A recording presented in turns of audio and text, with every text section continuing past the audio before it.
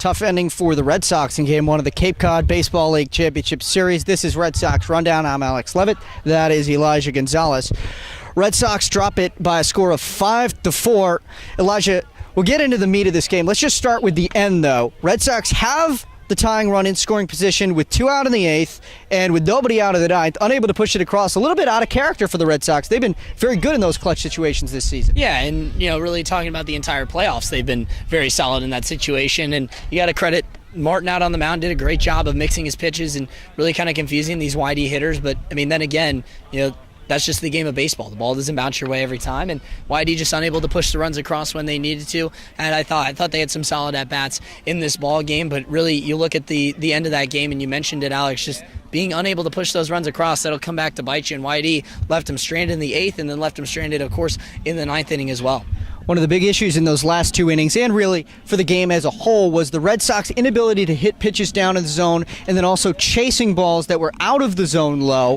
How do they clean that up in Game 2? Obviously, you got to go right back out there tomorrow at home. I think they're going to get quality at-bats, and I think that one of the reasons is because they just saw the best pitcher in the league to begin this ball game and then 2 of the best relievers in the league to finish the ball game. So I think you look at it for YD, and there's still a lot of upside to this team. And you look at Deion Stafford, he's coming back on strong, and then you still had a great at-bats from Kevin Smith and guys in the middle of that order. So I think you look at it, and YD still has a very, very good chance to pull out this series in the next 2 games. And the question I think now becomes, not as much for YD, but for Falmouth, who do you throw? Because in this situation, the Red Sox have really been able to hit the baseball well the past few games in the playoffs. Just again today, they hit the baseball pretty well off the top pitchers for Falmouth. So who do you go to? How many pitchers do you have left? But for YD, it's got to be a positive note that they still have a lot of pitching left to use. They do. Red Sox have a distinct pitching advantage in the rest of this series. They'll have to take the final 2 if they want to be Cape Cod Baseball League champions for the 3rd consecutive year. We'll see you tomorrow, 3:45 broadcast at Red Wilson Field.